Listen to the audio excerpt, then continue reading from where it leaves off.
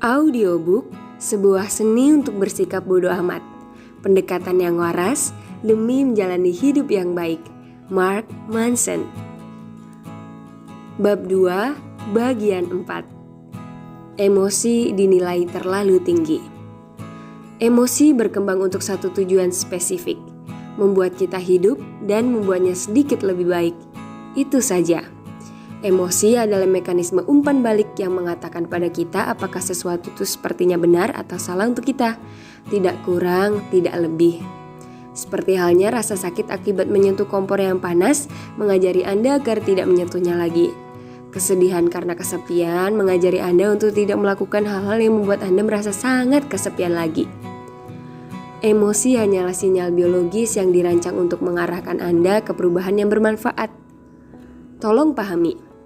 Bukan maksud saya untuk mematik krisis paruh baya Anda atau fakta bahwa ayah Anda yang pemabuk mencuri sepeda Anda ketika Anda masih 8 tahun dan Anda masih belum dapat melupakannya.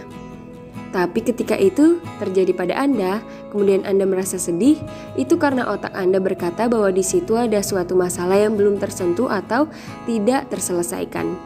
Dengan kata lain, emosi negatif adalah sesuatu panggilan untuk bertindak. Ketika Anda merasakannya, itu karena seharusnya Anda melakukan sesuatu. Emosi positif, sebaliknya, merupakan imbalan atas tindakan yang tepat. Ketika Anda mulai merasakannya, hidup akan terlihat sederhana dan tidak ada hal lain yang layak dilakukan selain menikmatinya. Dan seperti hal-hal lain, emosi positif pun akan berlalu seiring datangnya masalah-masalah baru. Emosi hanya sebagian dari persamaan dan kehidupan kita. Bukan seluruhnya. Hanya karena sesuatu terasa enak tidak berarti itu baik. Hanya karena sesuatu terasa tidak enak bukan berarti itu buruk. Emosi hanya plang petunjuk jalan. Anjuran yang disampaikan neurobiologi dalam diri kita, bukan perintah. Karena itu, sebaiknya kita tidak langsung mempercayai emosi kita sendiri. Malah saya yakin kalau kita sebaiknya membiasakan diri untuk mempertanyakan emosi kita masing-masing. Banyak orang diajari untuk menekan emosi mereka demi berbagai alasan pribadi, sosial atau budaya, terutama emosi negatif. Sedihnya, menyangkal emosi negatif berarti menolak mekanisme umpan balik yang membantu seseorang untuk menyelesaikan masalah. Sebagai hasilnya, banyak individu yang tertekan ini berujung menghadapi masalah mereka sepanjang hidup. Dan jika mereka tidak bisa memecahkan masalah, mereka tidak bisa bahagia. Ingat, ada alasan dibalik rasa sakit. Namun, ada orang-orang yang mengenali emosi secara berlebihan. Semua hal dibenarkan hanya berdasar pada apa yang mereka rasakan. Oh, saya mematahkan kaca depan mobilmu, itu karena saya sungguh marah.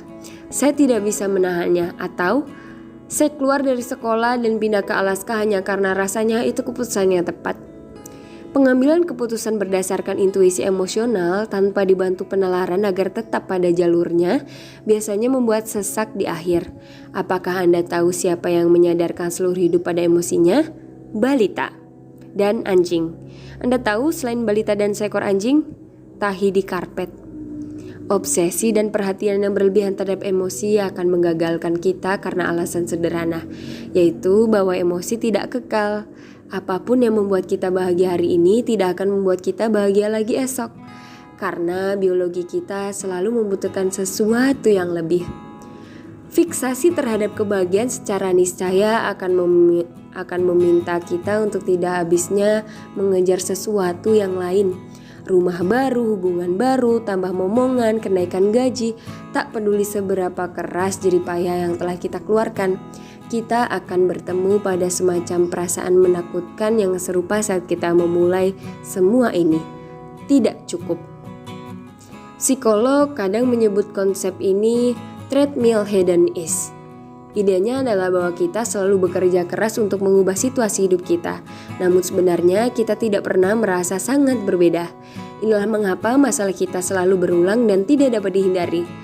Orang yang Anda nikahi adalah orang yang dengannya Anda beradu mulut. Rumah yang Anda beli adalah rumah yang Anda perbaiki. Pekerjaan idaman Anda miliki adalah pekerjaan yang membuat Anda stres. Setiap hal didapat melalui suatu pengorbanan. Apapun yang membuat kita merasa nyaman, tak dapat disangkal juga akan membuat kita merasa buruk. Apa yang kita dapatkan adalah apa yang kita lepaskan. Apa yang menciptakan pengalaman positif kita akan menentukan pengalaman negatif kita. Ini adalah pil pahit yang sulit ditelan.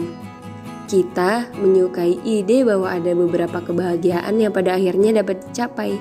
Kita menyukai ide bahwa kita dapat meringankan semua penderitaan kita secara permanen.